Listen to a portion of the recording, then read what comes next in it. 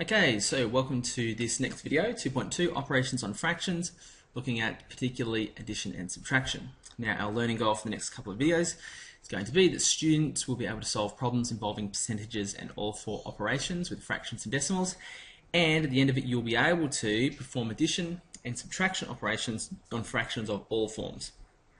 Okay, super duper important, so much so that with the old saying, you should write this on your forehead so you can see it in the morning in the mirror. This is one of those things. You can only add and subtract fractions with common denominators. So important. Okay, so for instance, if you were to see 3/4 plus 2/5, you cannot do this. Do not carry this out. Okay, you just can't do it. So often we see things like people just adding numerators, adding denominators. You just can't do it. You've got to follow this process, and it's very important that you do. Okay, now I'm going to be showing some of the misconceptions and issues and sort of errors that I've seen sort of pop up in students' work, and so you should really take particular note of that, and maybe find some way of like super highlighting it in your book so that you can see exactly what kind of errors that tend to happen so that you can avoid them. Okay, right, so as I said before, only fractions with the same denominator can be added or subtracted. So if we had a little expression like before, 3/4 plus 2/5, they need to have the same denominator. Now ideally you'll want to have, so we need to create equivalent fractions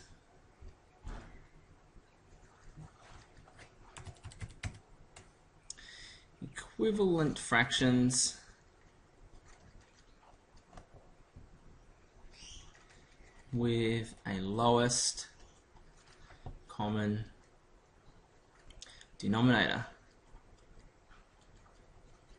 Now ideally it's lowest common denominator, but you can make them with any common denominator, it doesn't matter. If you do it with the lowest common denominator though, you won't have to simplify the fraction later on. However, if you're good at simplification, it doesn't really matter. Okay, so let's have a look at how we're going to do this.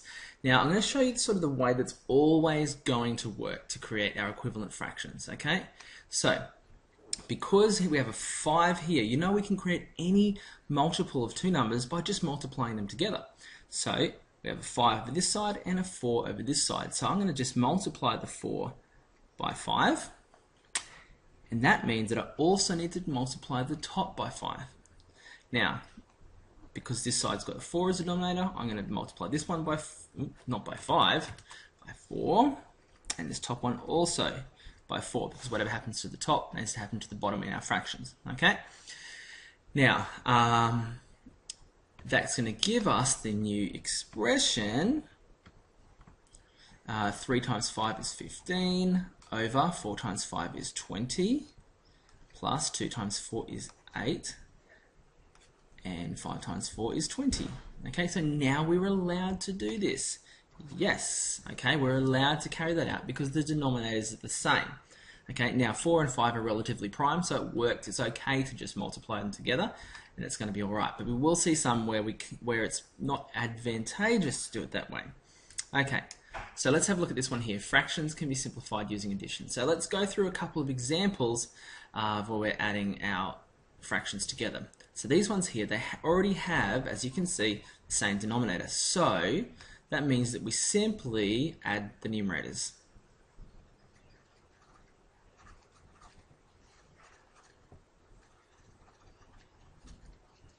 Okay, so if I have 3 over 7 plus 2 over 7, now here's the big one. Because we're working in sevenths, we know the answer is going to have a denominator of 7. Okay, and so we add the numerators, 3 plus 2. 3 plus 2 is 5. over 7. Okay, now one of the misconceptions that I often see is that students will write 3/7 plus 2/7 is equal to 5 over 14 because they've just added the tops together and the bottom. So this is not correct. It's not correct. Do not do it that way. Okay, so please be very careful that you don't add the denominators together. Alright, next one. 1 over 6 plus 3 over 7. Now here's one where the denominators are different, and they are, in this case, 6 and 7. They are relatively prime. Highest common factor is 1. So that means that we will do what we did earlier. So we'll have 1 over 6 plus 3 over 7. Okay, we're going to just multiply our two denominators together. So that means we'll get 6 times 7 and 1 times 7, 7 times 6, and 3 times 6. Okay. Let's rewrite that now. Always rewrite. Don't just go off sort of what's happening in your mind with this, okay? So we'll end up with 7 over 42 plus 3 times 6 is 18 over 42.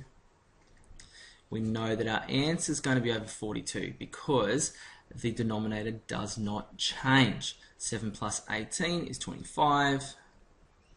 And we end up with 25 over 42. Now, when you've got things like this, it's a good question to ask, can we simplify? Okay. Can we simplify? Well, highest common factor of 25 and 42 is 1. So we cannot simplify. We just leave it as it is. Okay, in this instance, no, we cannot. Okay, let's have a look at this one here. Now here's one of those sort of particular kind of examples, and we'll have a look at how this is going to work. I'll do it the way that we showed before first. So we have different denominators. So we're going to start with 3 over 5 plus 13 over 20. We'll see how well we go with this. We're just going to multiply our denominators together. So this is going to be times 20. This is going to be times 5. So that means this is times 20 and this one here is times 5. So that changes to 60 over 100 plus 5 to the third, 65 over 100. Am I on the right? 5 to do it? Yep. Okay. So then we get, it's going to be over 100. 60 plus 65. And we get 125 over 100. Now, when you look at that, it's just kind of insane. So, when you look at it like that, this is going to have to be simplified. Now, you might be able to go, well, they have a common factor of 25, and maybe you are brilliant. And in this one here, it is a pretty easy one to do. Divide by 25, and so we'll end up with 5 over 4. Okay, now let's have a look at how we could have done this one instead, because remember I said that ideally we have our lowest common multiple as our common denominator. So let's go 3 over 5 plus 13 over 20 again. Now those of you in the know will realize that lowest common multiple of 5 and 20 is in fact 20. So this fraction doesn't have to change at all. And we can instead leave this one at 5, and so just multiply it by 4. And we end up with 3 times 4 is 12 over 20 plus 13 over 20 gets us 25 over 20. Okay, now we still need to simplify, but you can probably argue that it's an easier simplification to make.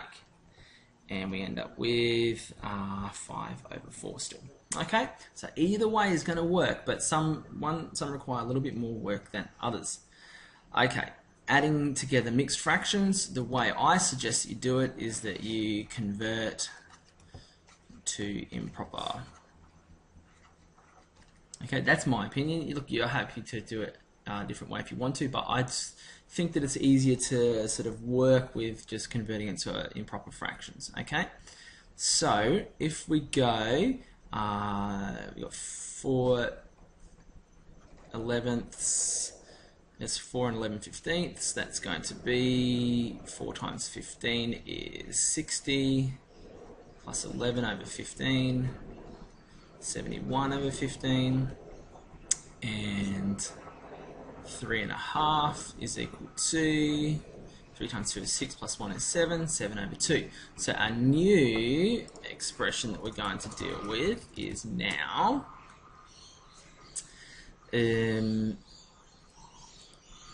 71 over 15 plus 7 over 2. Okay, now lowest common multiple of 15 and 2 is 30, so we're just going to end up multiplying them together. So that's going to be times 15, this one's going to be times 2, so that's times 2, this is times 15. Wow, this is a really terrible one. Okay, good luck to me. So 71 times 2 is 142 over 30, plus 7 times 15, 105 over 30. And we're going to end up with over 30, 142 plus 105, and we'll get 247 over 30. Okay, now that's sort of just looking gross, and you can change that to a improper fraction, sorry, mixed number if you want to, but it's just kind of a bit yuck, and I would just recommend leaving it like that. Ideally, you won't get ones like that on an exam or anything because it's just sort of getting into insane territory and asking you to do a lot of time. Okay, now I'm just going to pause the video there, and we'll have a second part for the subtraction for this, so that you don't have to sort of sit down and do a massive amount of work in one hit. Okay, so that's that for the addition, and we'll move on to the subtraction in the next part of the video. Thanks.